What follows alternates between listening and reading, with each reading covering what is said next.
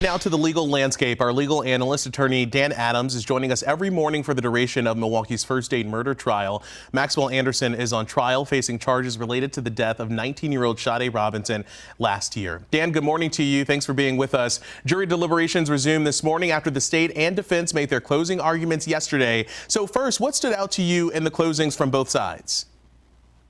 Hey, good morning. Yeah, what a long, strange trip it's been the last 2 weeks watching this trial.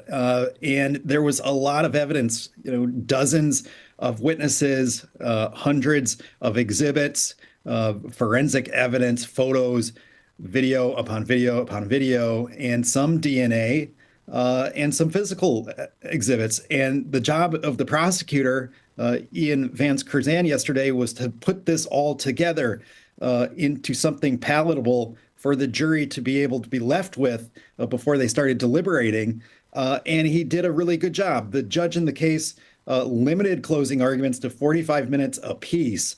This is kind of unusual in Milwaukee County. Usually attorneys are given free rein to take as much time as they want.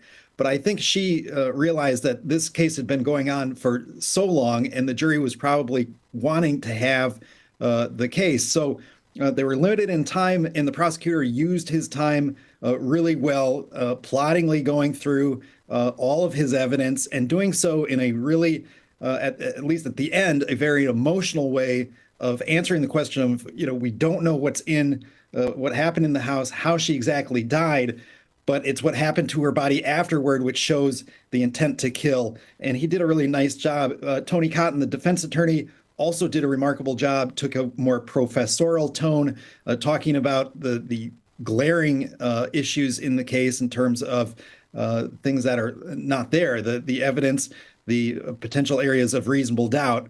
And he was very methodical in his closing arguments as well. I think they both did a nice job. But again, they were capped at 45 minutes apiece, which may have handicapped their performance. So we know the jury has multiple charges to consider, including first-degree intentional homicide or first-degree reckless homicide. That reckless homicide charge was added late. Were you surprised by that move? I actually was. We've been talking about first-degree intentional homicide from the onset of this case.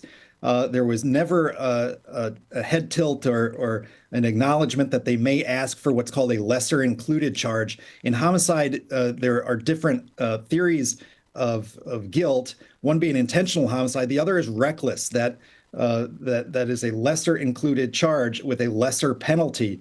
You often see the prosecution ask for these charges, but there's usually some type of indication in the case that they will. This gives the jury the ability to find that first-degree intentional homicide was not proven beyond a reasonable doubt, but reckless homicide was. So it gives them a little bargaining power if they cannot agree on the first-degree intentional during their deliberations. This was asked for by the prosecution and granted by Judge Crivello. What are you going to be watching for, Dan, as the deliberations do resume at 8:30 this morning, just in terms of whether the jury comes back with questions or even just the timing of these deliberations? What are you going to be paying close attention to? Well, you're right. The questions, the jury has the ability to write out on a piece of paper questions about the law for the judge if they don't understand the jury instructions to try to get clarification. They can also ask for specific exhibits to be sent back. Those are usually the photographs, the DNA reports, that type of thing. Or they can ask to see some of the video if they want to see that again. For that, in Milwaukee County, they bring the whole jury back and play the video in open court. Given how laborious the state's presentation of all of this evidence was, I kind of doubt that we will see the jury again wanting to see any video, but that is a possibility. And we know the verdict must be unanimous, no time limit on those deliberations either. So we are all on verdict watch as we await them to make that decision. And Dan, thanks so much for being with us. We'll see you again Monday for more of the legal landscape.